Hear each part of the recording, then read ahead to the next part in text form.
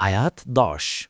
الذي جعل لكم الأرض مهدا وجعل لكم فيها سبلا لعلكم تهتدون অনুবাদ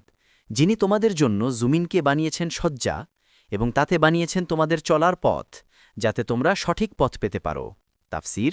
উদ্দেশ্য এই যে পৃথিবীর বাহ্যিক আকার সজ্জা বা বিছানার মতো এবং এতে বিছানার অনুরূপ আরাম পাওয়া যায় সুতরাং এটা গোলাকার হওয়ার প্রতিপন্থী নয়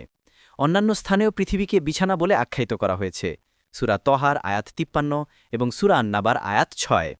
লক্ষণীয় যে শব্দটি ব্যবহার করা হয়েছে তা হচ্ছে মাহাদা শব্দটি এক অর্থ হচ্ছে সুস্থির বিছানা বা সজ্জা অপর অর্থ হচ্ছে দোলনা অর্থাৎ একটি শিশু যেভাবে তার দোলনার মধ্যে আরামে শুয়ে থাকে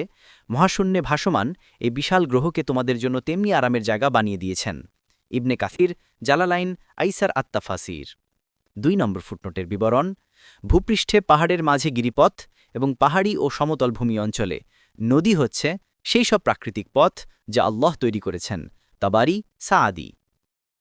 পরবর্তী তাফসিরে যেতে ভিডিওটি শেষ হওয়ার পূর্বেই এই বক্সে ক্লিক করুন ভয়েস বা উচ্চারণে অনিচ্ছাকৃত ত্রুটি ক্ষমাসুন্দর দৃষ্টিতে দেখবেন ইনশাআল্লাহ